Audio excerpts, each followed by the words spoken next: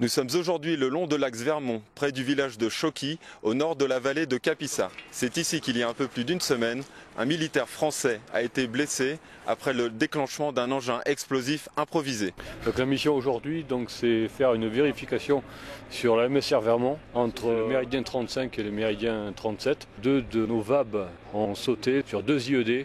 Donc on suppose que c'était des IED dormants qui avaient été enterrés sous la route avant qu'elle soit goudronnée.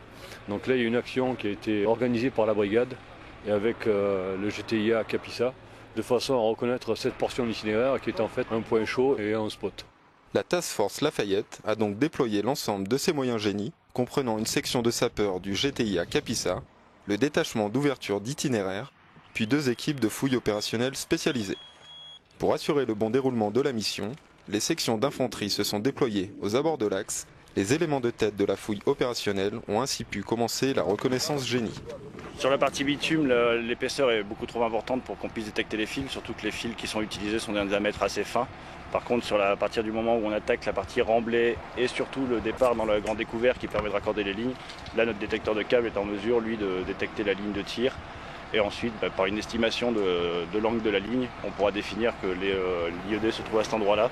Et ensuite, soit ce sera une intervention des EOD si c'est quelque chose de visible, sinon on a le détachement Buffalo qui lui est en mesure de venir gratter pour mettre l'IED en apparence et permettre aux EOD d'intervenir correctement.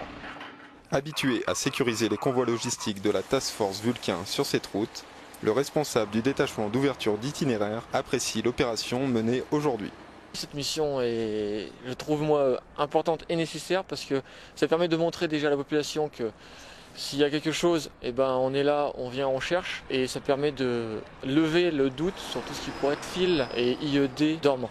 Après avoir sondé les abords de la route sur plus de 3 km pendant plusieurs heures, les éléments génie ont levé toute suspicion d'IED dans la zone.